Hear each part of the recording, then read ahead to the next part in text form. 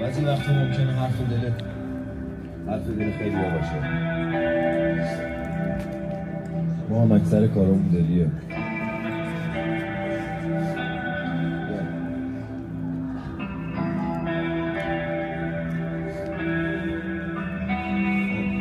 شرمنده پدرم نشدم مخی، هنون نخوردم گوهی اگه دنبالم به پلیس. دارم مصرف گل تولید کردم به همه تعصب و توهین تو موقع تولید. دارم که میخوام بکنن رپم و توبیخ رد دادم شدم الان لشت خود تولید. تا صبح بیدارم چشم جغدی چی رو بدم توضیح ندارم دیگه توجی واسم خدای بطی.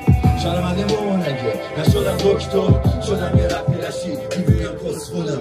نشدم مثل داداش کوچیکم الگوی خوب خارج از کنترلم. قربون چشمای مهربونه نشد بشم به سر خوب خونه. اگه جفت چشم کاسه خونه سیامت میام شب و خونه.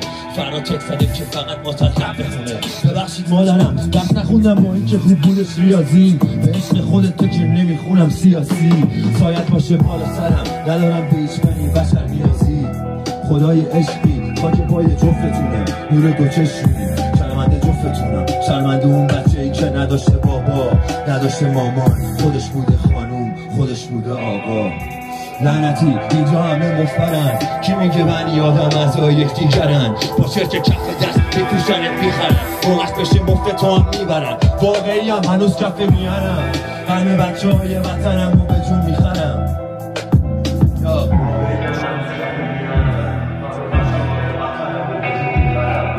شرمنده پدرم نشدم پرخی، هنوز نخوردم گوهی اگه دنبالم به پلیس. دارم مصرف گل و تولید کردم به همه تعصب و توهین تو موقع تولید. دارم که میخوام بکنن رپم و توبیخ رد دادم شدم الان لشت خود کلی. تا صبح بیدارم چشم جغدی چی رو بدم توضیح ندارم دیگه توجی واسم خدای بطی. بگی تا